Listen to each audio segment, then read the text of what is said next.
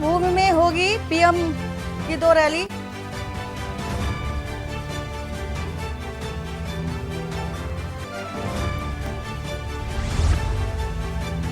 छोटे प्रदेश से बड़े मैदान में धामी की हुंकार, प्रचारकों की लिस्ट में सीएम धामी का नाम। बीजेपी ने संकल्प पत्र के लिए सुझाव और प्रदेश की 70 विधानसभा से मिले 70,000 सुझाव संकल्प पत्र में किए जाएंगे शामिल। और 10 मई को खुलेंगे केदारनाथ के कपाट। 6 मई को पंचमुखी टोली केदारनाथ के लिए प्रस्थान करेगी। 3 दिन में धाम पहुंचेगी टोली। गर्मियों में उत्तराखंड आने वाले पर्यटकों के लिए खुशखबरी, दून से संचालित होंगी 23 हवाई उड़ानें, समय सारणी भी जारी। दून समेत 8 जनपदों में हल्की बारिश और ओलावृष्टि की चेतावनी। अगले 3 दिन ऐसा रहेगा मौसम, ऑरेंज अलर्ट भी जारी। आप देख रहे हैं के न्यूज, खबरों का सारथी। नमस्कार, मैं हूं वंदना पांडे और आप देख रहे हैं के न्यूज इंडिया। बुलेटिन की शुरुआत बड़ी खबर से करने जा रहे हैं और बड़ी खबर है देहरादून से, जहां पर कांग्रेस नेता हरक सिंह रावत की मुश्किलें बढ़ सकती हैं। उनकी पुत्रवधू अनुकृति गोसाई की मुश्किलें बढ़ सकती हैं। ईडी ने दोनों को पूछताछ के लिए तलब किया है और हरक सिंह रावत को 2 अप्रैल ईडी दफ्तर में तलब किया है। इस वक्त की खबर आपको बता रहे हैं देहरादून से, जहां पर अनुकृति गोसाई 3 अप्रैल को ईडी दफ्तर में तलब की जाएंगी और इसके साथ ही साथ टाइगर सफारी के निर्माण में अवैध लेन देन का आरोप भी लगाया जा रहा है। ईडी ने हरक सिंह रावत को 29 फरवरी को बुलाया था। चूंकि अब देखा जा रहा है हरक सिंह रावत की जो मुश्किलें हैं वो बढ़ती नजर आ रही हैं। 3 अप्रैल को ईडी दफ्तर में तलब किया गया है हरक सिंह रावत की पुत्रवधू को, जो कि टाइगर सफारी के निर्माण में अवैध निर्माण को लेकर के देखा जा रहा है कि पूछताछ होगी और ईडी ने हरक सिंह रावत को भी तलब किया। इसके साथ ही साथ कांग्रेस नेता हरक सिंह रावत की मुश्किलें लगातार बढ़ती नजर आ रही हैं। उनकी पुत्रवधू अनुकृति गोसाई की भी मुश्किलें बढ़ सकती हैं और इसके साथ ही ईडी ने तलब किया है। ईडी ने दोनों को ही पूछताछ के लिए बुलाया है। 3 अप्रैल का समय नियत किया है और 3 अप्रैल को ईडी दोनों से पूछताछ करेगी। इसके साथ ही हरक सिंह रावत को 2 अप्रैल ईडी दफ्तर में तलब किया गया। उनकी पुत्रवधू को 3 अप्रैल को तलब किया गया है। अनुकृति गोसाई नाम है पुत्रवधू का और 3 अप्रैल को ईडी पूछताछ करेगी। अवैध लेन देन के आरोप लगाए जा रहे हैं और इन आरोपों को लेकर प्रवर्तन निदेशालय पूछताछ करती नजर आएगी। तो देहरादून से आपको ये खबर बता रहे हैं इस वक्त की पुत्रवधू अनुकृति गोसाई और हरक सिंह रावत की मुश्किलें देखी जा रही हैं, बढ़ती नजर आ रही हैं और दोनों को ही ईडी दफ्तर में तलब किया गया है। 2 अप्रैल को हरक सिंह रावत ईडी दफ्तर पहुंचेंगे। सवाल जवाब का सिलसिला शुरू हो जाएगा। ईडी उनसे लेन देन के मसले को लेकर के पूछताछ करेगी। इसके साथ ही 3 अप्रैल को ईडी दफ्तर पहुंचेंगी अनुकृति गोसाई और ईडी इनसे भी टाइगर सफारी के निर्माण में जो अवैध लेन देन हुआ है उस विषय पर सवाल जवाब करती नजर आएगी। 29 फरवरी को बुलाया गया था लेकिन नहीं पहुंचे थे, ऐसा माना जा रहा है फिलहाल। और कांग्रेस नेता हरक सिंह रावत की जो परेशानियां हैं, मुश्किलें हैं, वो देखी जा सकती हैं कि बढ़ती नजर आ रही हैं। और अनुकृति गोसाई जो कि पुत्रवधू हैं, उनकी भी मुश्किलें बढ़ती नजर आ रही हैं और ईडी ने दोनों को ही पूछताछ के लिए प्रवर्तन निदेशालय दफ्तर में तलब किया है।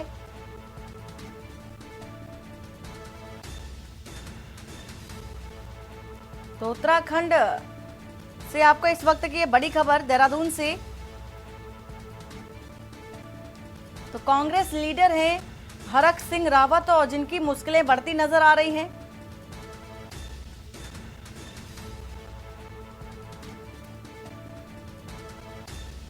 भाजपा नेता रविंद्र जुगरानी ने पौड़ी लोकसभा सीट से कांग्रेस के प्रत्याशी गणेश गोदियाल के चुनाव अभियान पर सवाल खड़े किए। भाजपा नेता रविंद्र जुगरानी ने प्रेस कॉन्फ्रेंस में कहा कि एक और गणेश गोदियाल चुनाव प्रचार के दौरान खुद को पहाड़ का रहवासी बता रहे हैं, जबकि चुनाव आयोग को दिए गए शपथ पत्र में उन्होंने अपना घर और परिवार मुंबई में होना बताया है। उन्होंने कहा कि कांग्रेस प्रत्याशी गणेश गोदयाल की ओर से नामांकन के साथ दिए गए शपथ पत्र में जो जानकारी उपलब्ध कराई गई है उसके अनुसार उनका फ्लैट मुंबई में है।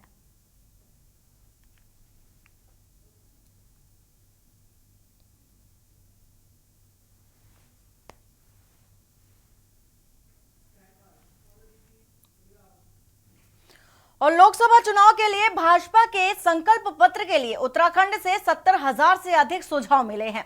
इनमें से 40% केंद्र सरकार जबकि 60% सुझाव राज्य सरकार से जुड़े हुए हैं। भाजपा संकल्प पत्र समिति की बैठक देहरादून के रिस्पना पुल के पास भाजपा के चुनावी मीडिया सेंटर में आयोजित हुई और इसके साथ ही पूर्व मुख्यमंत्री और हरिद्वार प्रत्याशी त्रिवेंद्र सिंह रावत की अध्यक्षता में बनी। इस समिति ने पूरे राज्य से आए सुझावों पर चर्चा की और राज्य और केंद्र से जुड़े सुझावों को अलग अलग किया गया जिससे कि इन्हें समाहित किया जा सके।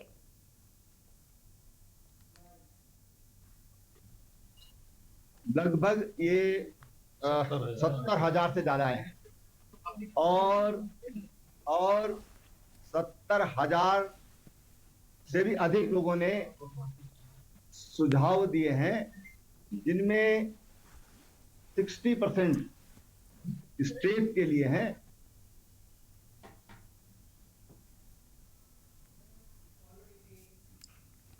उत्तराखंड लोकसभा चुनाव में चुनाव आयोग से नामांकन पत्रों की जांच के बाद 7 नामांकन निरस्त हो गए, जिसके बाद अब कुल 56 प्रत्याशी चुनाव मैदान में रह गए हैं। बता दें कि उत्तराखंड की 5 लोकसभा सीटों पर 56 प्रत्याशी ही चुनावी मुकाबले में रह गए हैं और नामांकन पत्रों की जांच के बाद हरिद्वार में 7 प्रत्याशियों की उम्मीदवारी निरस्त हो गई है। बाकी सभी सीटों पर नामांकन सही पाए गए हैं और 30 मार्च को नाम वापसी के बाद अंतिम संख्या भी स्पष्ट हो जाएगी।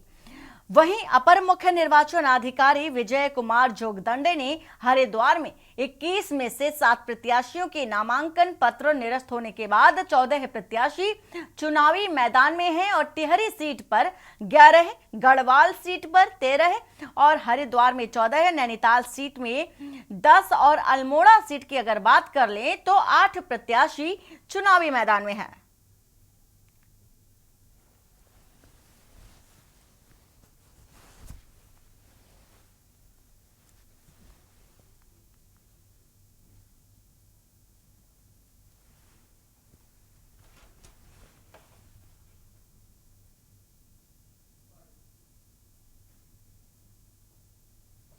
समीक्षा का प्रक्रिया पूर्ण किया गया है सभी रिटर्निंग ऑफिसर्स के द्वारा और जो सूचना अभी तक प्राप्त हुआ है उसके आधार पर टेहरी में 11 वैलिड नॉमिनेशंस पाए गए हैं। गढ़वाल पार्लियामेंट्री कॉन्स्टिट्यूंसी में 13 वैलिड नॉमिनेशंस पाए गए हैं।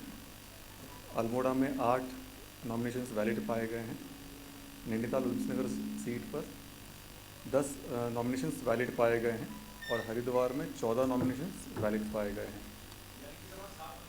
हरिद्वार संसदीय क्षेत्र के अंतर्गत 7 नॉमिनेशन पत्र को खारिज किया गया है। टेक्निकल 14 नहीं हरिद्वार का 14 वैलिड पाया गया है। नैनीताल में 10 पाए गए। और दिल्ली के मुख्यमंत्री अरविंद केजरीवाल की गिरफ्तारी को लेकर आप कार्यकर्ताओं में भारी रोष देखा जा रहा है। इसी को लेकर 31 मार्च को दिल्ली में इंडिया अलायंस की केंद्र सरकार के विरोध में महारैली निकालने जा रहा है और इस महारैली को लेकर उत्तराखंड आप पार्टी उपाध्यक्ष उमा सिसोदिया ने कहा है कि केंद्र सरकार ने इस तानाशाही रवैये के विरोध में हम दिल्ली में 50 लाख लोगों को इकट्ठा कर महारैली निकालने जा रहे हैं। उन्होंने कहा कि रैली से पूर्व जिस प्रकार से बैरिकेडिंग की जा रही है वह प्रदेश के बड़े नेताओं से इंटेलिजेंस पूछताछ कर रही है, उससे साफ जाहिर होता है कि केंद्र सरकार आम आदमी पार्टी से डरी हुई है। तारीख को 31 मार्च को एक बहुत ऐतिहासिक रैली दिल्ली में होने जा रही है, जिसमें लगभग 50 लाख लोगों को जुटाने की एक मंशा आम आदमी पार्टी समेत सभी तमाम जो हमारी विपक्षी पार्टियां हैं जो एनडीए गठबंधन में साथ हैं उन लोगों ने रखी है। और जिस तरीके से बैरिकेडिंग अभी से स्टार्ट हो गई है दिल्ली में, और जिस तरीके से उत्तराखंड की LIU और उत्तराखंड की इंटेलिजेंस हम लोगों से क्वेश्चन करने लगी है, उससे साफ जाहिर होता है, सीधा संदेश जाता है कि आम आदमी पार्टी से बीजेपी इस समय कितनी बुरी तरह से घबराई हुई है। और लगातार हमारे प्रदेश के बड़े जो नेता हैं उनके ऊपर इंटेलिजेंस ने अपनी नज़र रखना स्टार्ट कर दिया है। तो मैं आपके चैनल के माध्यम से मैं आम जनता से अपील करती हूं कि लोकतंत्र की जो हत्या इस समय पूरे देश में हो रही है और मोदी जी की तानाशाही जो पूरे देश में है, अरविंद केजरीवाल जी भगत सिंह की तरह आज जेल में हैं। मैं जनता से अपील करती हूँ कि आप अपने घरों से बाहर निकलिए और इस तानाशाही को उखाड़ फेंकिए।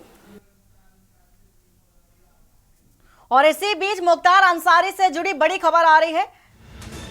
मुख्तार अंसारी के शव का पुलिस ने पंचनामा कर दिया है। इस वक्त की आपको ये बड़ी खबर राजधानी लखनऊ से बता रहे हैं। बेटे उमर अंसारी की मौजूदगी में पंचनामा किया गया है।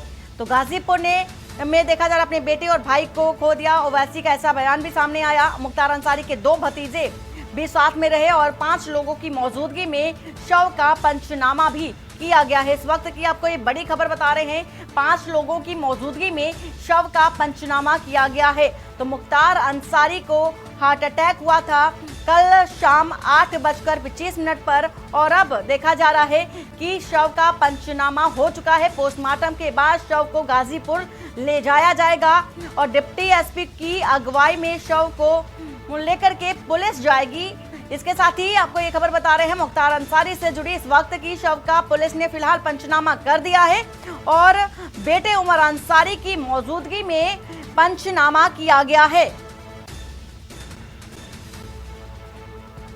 तो पोस्टमार्टम के बाद गाजीपुर ले जाया जाएगा शव। इसके साथ ही साथ 5 लोगों की मौजूदगी में ये पंचनामा किया गया है शव का। तो बेटे भतीजे और ड्राइवर की मौजूदगी में पंचनामा मुख्तार अंसारी के शव का किया गया है और पोस्टमार्टम के बाद गाजीपुर ले जाया जाएगा शव।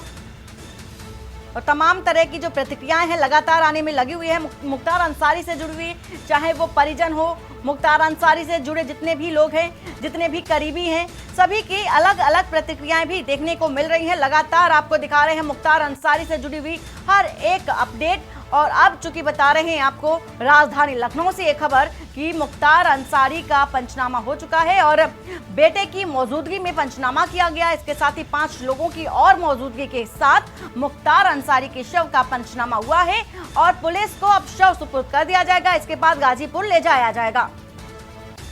मुख्तार अंसारी से जुड़ी आपको एक खबर बता रहे हैं इस वक्त की और तमाम तरह के जो बयानात हैं वो भी देखे जा रहे हैं, चाहे असदुद्दीन ओवैसी को लेकर कहा जाए और समाजवादी पार्टी की ओर से भी तमाम बड़े बयान जो हैं वो सामने आए। और शिवपाल यादव ने भी इसी बीच कहा कि पूर्व विधायक मुख्तार अंसारी के निधन पर दुख भी व्यक्त किया है शिवपाल यादव ने। शिवा शर्मा इसी खबर पर है। शिवा, पूरी जानकारी क्या है, अपडेट के साथ बताइए। देखिए, मुख्तार अंसारी का मौत के मामले में अब जो उनके 2 चचेरे भाई हैं और मुख्तार अंसारी का बेटा उमर अंसारी है और ड्राइवर, जो पंचनामा की प्रक्रिया होती है पोस्टमार्टम के पहले से, वो पंचनामा की प्रक्रिया इन सभी परिवार के सदस्य को लेकर के पूरी की गई है और पंचनामे के बाद से ही पोस्टमार्टम की प्रक्रिया शुरू कर दी गई है। और जैसे ही पोस्टमार्टम खत्म होगा वैसे ही भावना के मेडिकल कॉलेज से मुख्तार अंसारी के शव को निकाल करके शव वाहन और जो कड़ी सुरक्षा के बीच में जो गाड़ियां पुलिस की लगाई जाएगी उसके साथ साथ गाजीपुर के लिए रवाना किया जाएगा। बीच में कई जिले पड़ रहे हैं, उन कई जिलों के जो SPs हैं उनको कोऑर्डिनेट किया गया है ताकि जिस एक्सप्रेस वे से उनके शव को निकाला जाएगा वहां पर किसी भी तरीके की कोई गड़बड़ी ना हो, कोई भीड़ का माहौल इकट्ठा ना हो और किसी भी तरीके की कोई जो डिस्टर्बेंस है वो वहां पर क्रिएट ना हो। इसलिए कड़ी सुरक्षा के बीच में मुख्तार अंसारी के शव को गाजीपुर में ले जाने के बाद उनके शव को उसी कब्रिस्तान में दफनाया जाएगा। यहाँ पर सालों से और सदियों से मुख्तार अंसारी के जो परिजन है, उनके रिश्तेदार है, जो उनके सदियों पुराने पीढ़ी के लोग हैं, जहां उनके लोगों को दफनाया जाता था, वहां मुख्तार अंसारी के शव को आगे सुपुर्द किया जाएगा। तो ये कहा जा सकता है कि कड़ी सुरक्षा के बीच में पूरी प्रक्रिया का जो रूट मैप प्लान है वो पुलिस के अधिकारियों द्वारा बना लिया गया है और जल्द ही इस पूरी प्रक्रिया को अमल में लाया जाएगा। शिवा, ये भी जानना जरूरी है क्योंकि अब पंचनामा हो चुका है और कितनी देर बाद शव को गाजीपुर ले जाया जाएगा? देखिए, चूंकि 10 बजे के आसपास पोस्टमार्टम शुरू हुआ है, तो अंदाजा लगाया जा सकता है कि 2 घंटे की प्रक्रिया लगभग चलती है पोस्टमार्टम में, जब नॉर्मल से ज्यादा विधिक प्रक्रिया होती है, क्योंकि डॉक्टरों का पैनल है, इसमें वीडियोग्राफी है पूरी। जब डॉक्टर्स पोस्टमार्टम कर लेंगे, उसके बाद उनके बयान भी दर्ज किए जाएंगे, और बयान दर्ज करने के बाद पूरी प्रक्रिया होने के बाद उनके शव को निकाल करके बांदा मेडिकल कॉलेज के बाहर लाया जाएगा। तो तकरीबन 1.5 से 2 घंटे की जो प्रक्रिया है वो लगेगी।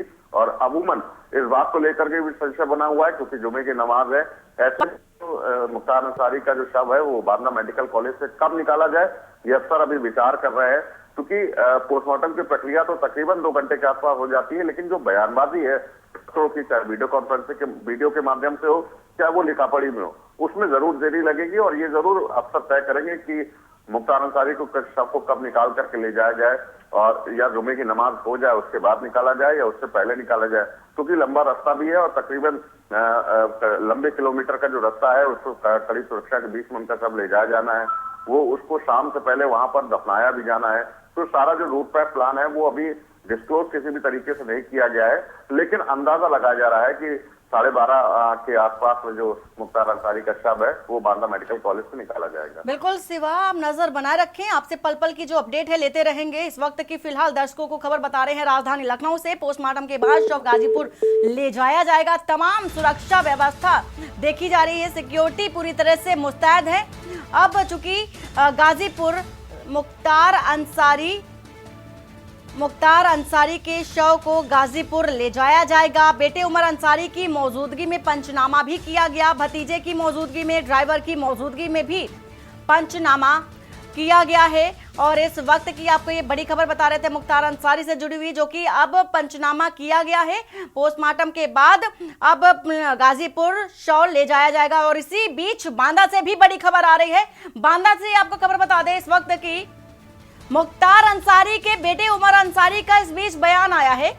बांदा से ये खबर आपको बता रहे हैं, प्रशासन से नहीं मिली पिता के हालत की जानकारी। ये बड़ा बयान उमर अंसारी की ओर से दिया गया है और मीडिया द्वारा ही मिली है पिता की मौत की जानकारी। साफ तौर पर उमर अंसारी की ओर से ये आरोप भी लगाया जा रहा है प्रशासनिक तौर पर अब केवल न्यायपालिका पर ही भरोसा है। उमर अंसारी का ऐसा कहना है, प्रशासन से कोई जानकारी, किसी भी हालत की जानकारी नहीं मिली थी, मीडिया द्वारा ही पिता की मौत की जानकारी उन्हें मिली है। उमर अंसारी का ये साफ तौर पर कहना है। उन्होंने कहा है कि अब सिर्फ न्यायपालिका पर ही भरोसा है, आखिर उन्हें इस बात की जानकारी पहले क्यों नहीं दी गई। ऐसा कहना है उमर अंसारी का कि अगर उनका स्वास्थ्य खराब था और ऐसी स्थिति बनी थी तो उन्हें जानकारी क्यों नहीं दी गई, परिजनों तक ये जानकारी क्यों नहीं पहुंचाई गई। उमर अंसारी का ऐसा कहना है और न्यायपालिका पर भी भरोसा जताया है। बांदा से आपको ये खबर बता रहे हैं इस वक्त की, मीडिया द्वारा ही पिता की मौत की जानकारी मिली है, लेकिन पुलिस प्रशासन की ओर से ऐसी कोई जानकारी उमर अंसारी या मुख्तार अंसारी से जुड़े किसी भी करीबी को नहीं दी गई है। प्रशासन से कोई भी जानकारी, किसी भी बात की सूचना नहीं दी गई थी। मीडिया द्वारा ही सारी सूचना मिली, पिता की मौत की जानकारी मिली। उमर अंसारी का ऐसा कहना है। उन्होंने न्यायपालिका पर भी भरोसा जताया है। उनका कहना है कि पिता से 2 दिन पहले ही फोन पर बात हुई थी, तब उनकी स्थिति, हालत जो थी वो ठीक थी, लेकिन जब उनकी मौत हुई है तो इस बात की जानकारी नहीं दी गई। प्रशासन से किसी बात की जानकारी नहीं मिली, किसी बात की सूचना नहीं मिली। उमर अंसारी साफ तौर पर कहते नजर आ रहे हैं। बांदा से आपको ये खबर बता रहे हैं, उमर अंसारी का ये बड़ा बयान देखा जा रहा है, एक तरह से आरोप भी देखा जा रहा है पुलिस प्रशासन पर, और अब केवल न्यायपालिका पर ही भरोसा है।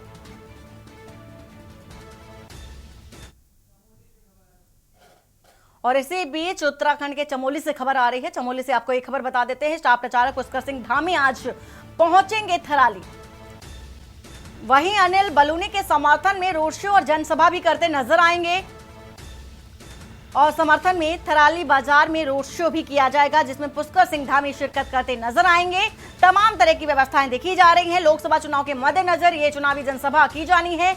इसके साथ ही साथ तमाम योजनाओं को बताया जाएगा, जनसभा करके और जनता तक पहुंचाया जाएगा और अपने प्रत्याशी के समर्थन में वोट की अपील भी करते नजर आएंगे सीएम पुष्कर सिंह धामी। तो कल बताया जा रहा है कि सुबह 11:30 बजे, यानी आपसे कुछ ही देर बाद रोड शो होगा, जनसभा भी होगी। 11:45 पर जनसभा होगी और संबोधित करते नजर आएंगे सीएम पुष्कर सिंह धामी। चमोली से इस वक्त की आपको एक खबर बता रहे हैं। स्टार प्रचारक के तौर पर पुष्कर सिंह धामी चुनावी मैदान में उतरते नजर आ रहे हैं और अनिल बलूनी के समर्थन में जनसभा करेंगे। समर्थन में थराली बाजार में रोड शो भी किया जाएगा। और तो भारी जनसमूह इकट्ठा होने की भी जो संभावना है, अनुमान है, एक तौर पर लगाया जा रहा है। तो पौड़ी संसदीय सीट से भाजपा प्रत्याशी हैं अनिल बलूनी। तो रामलीला मैदान में जनसभा को संबोधित करेंगे सीएम पुष्कर सिंह धामी। तमाम तरह की व्यवस्थाएं भी देखी जा रही हैं। चाक चौबंद व्यवस्था भी बताया जा रहा है की गई है और 11:30 बजे हेलीपैड से पहुंचेंगे चमोली और इसके साथ ही साथ सीएम धामी 11:45 पर जनसभा को संबोधित करते नजर आएंगे। तो तमाम स्टार प्रचारक जो भी है लोकसभा चुनाव को लेकर के जिनकी लिस्ट जारी की गई थी, प्रचार प्रसार करते नजर आएंगे और सीएम पुष्कर सिंह धामी अनिल बलूनी के समर्थन में प्रचार करते नजर आएंगे। यानी कि पौड़ी संसदीय सीट से भाजपा प्रत्याशी हैं अनिल बलूनी और इनके समर्थन में उतरते नजर आएंगे। जनसभा का सीधा रुख करेंगे और तमाम वो योजनाएं जो हैं केंद्र सरकार की ओर से जो चलाई गई उनके विषय में भी बताएंगे। राज्य सरकार की उपलब्धियों के बारे में भी बताएंगे। तमाम योजनाओं के बारे में जिक्र करते नजर आएंगे सीएम पुष्कर सिंह धामी। इसके साथ ही समर्थन भी लेते नजर आएंगे। अनिल बलूनी का समर्थन करेंगे, लोगों से वोट की अपील भी करते नजर आएंगे। तो थराली पहुंचेंगे जहां पर रोड शो होगा, इसके बाद जनसभा भी होगी, लोगों का समर्थन भी देखा जा सकेगा। तो भारी जनसमूह इकट्ठा होने का अनुमान भी एक तरह से लगाया जा रहा है। तो पौड़ी संसदीय सीट से भाजपा प्रत्याशी अनिल बलूनी के समर्थन में वोट की अपील करते नजर आएंगे, लोगों से आग्रह करेंगे और इसके साथ ही साथ विपक्ष पर भी निशाना साधते नजर आएंगे।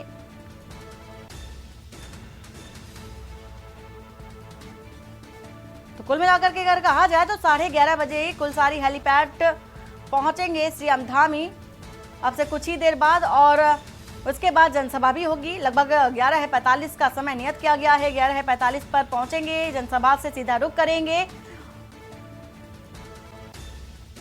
और अनिल बलूनी के समर्थन में वोट की अपील करते नजर आएंगे, समर्थन देते नजर आएंगे, लोगों से भी समर्थन की अपील करेंगे और थराली बाजार भी पहुंचेंगे समर्थन के लिए। और आपको ये भी बता दें कि अनिल बलूनी पौड़ी संसदीय सीट से प्रत्याशी हैं भाजपा की ओर से। तो रामलीला मैदान में जनसभा को संबोधित करेंगे।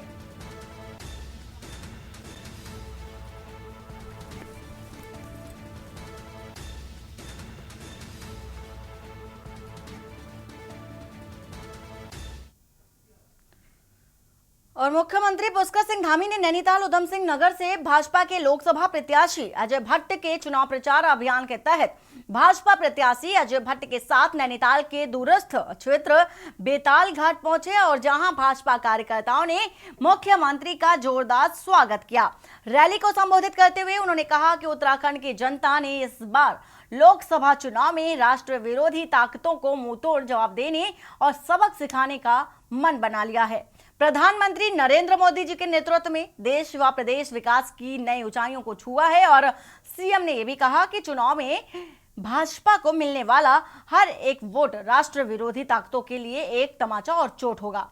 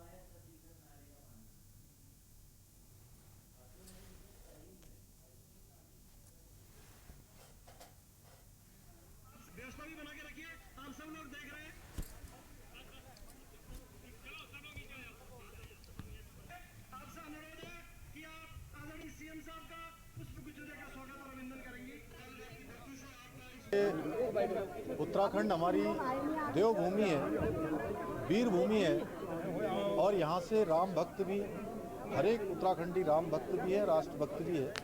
इसलिए भगवान राम का मंदिर हमारे प्रधानमंत्री मोदी जी ने बनाया है। उनको तीसरी बार प्रधानमंत्री बनाने के लिए हर एक राम भक्त का और राष्ट्र भक्त का वोट भारतीय जनता पार्टी को कांग्रेस को छोड़ दिया।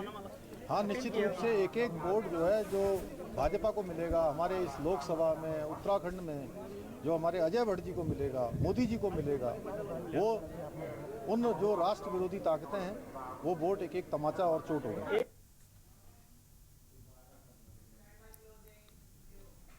और बुलेटिन में फिलहाल इतना ही। बाकी की खबरों के लिए बने रहिए आप के न्यूज इंडिया के साथ। नमस्कार। आप देख रहे हैं के न्यूज, खबरों का सारथी।